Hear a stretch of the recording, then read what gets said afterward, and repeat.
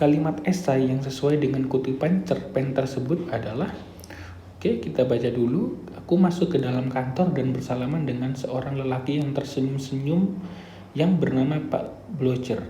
Pakaiannya lebih rapi ketimbang pakaianku. Selanjutnya, ia membuka-buka tumpukan kertas seperti menata ke serambi. Saya yakin Anda akan puas dengan perjodohan ini, katanya. Dia telah kami pilih sesuai dengan persyaratan komputer. Tidak ada yang melebihinya dari 110 wanita yang memenuhi syarat di Amerika Serikat. Kami memilih berdasarkan suku, agama, etnik, dan latar belakang regional. Nah, setelah itu kita diharuskan untuk memilih kalimat esai yang sesuai dengan cerpen tersebut. Kita lihat opsi jawaban yang A. Novel ini isinya berbobot karena mengungkapkan sesuatu yang tidak lazim dalam masyarakat Indonesia yang pantas kita tiru sebagai bahan perbandingan.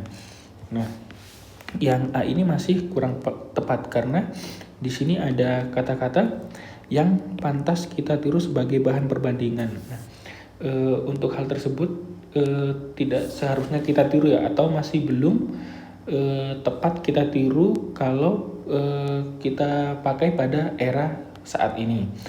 Jadi jawaban yang A masih kurang tepat. Kalau yang B, budaya barat yang sifatnya modern sebaiknya perlu kita contoh karena hal ini dapat menambah wawasan masyarakat Indonesia. Nah, jawaban yang B ini juga masih hampir sama dengan jawaban yang A ya. Jadi masih kurang tepat. Kalau yang C, dialog para pelaku kurang jelas sehingga cerita susah dipahami oleh pembaca yang akhirnya tidak tertarik untuk membaca cerita selanjutnya. Jawaban yang C ini juga masih kurang tepat karena di situ dialognya sudah jelas. Sudah jelas itu tentang perjodohan ya. Jadi jawaban yang C masih kurang tepat. Kalau yang D, isi cerita tergolong unik karena mengungkapkan perjodohan melalui biro jodoh. Hal ini sangat berbeda dengan budaya atau kebiasaan yang ada di dalam masyarakat Indonesia.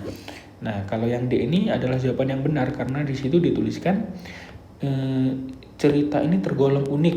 Nah, itu benar karena di Indonesia sendiri masih jarang ya.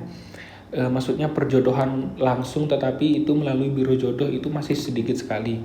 Dan dalam jawaban yang D ini berbeda dengan jawaban yang A maupun yang B. Yang jawaban yang A itu mengharuskan kita pantas kita tiru. Kemudian kalau yang B itu perlu kita contoh. Nah, kalau yang D ini tidak, mereka hanya memberikan pandangan mereka tapi tidak menyarankan kita untuk meniru hal tersebut. Seperti itu.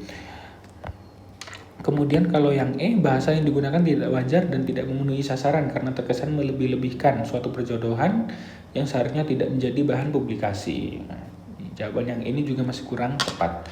Jadi jawaban yang benar adalah yang D.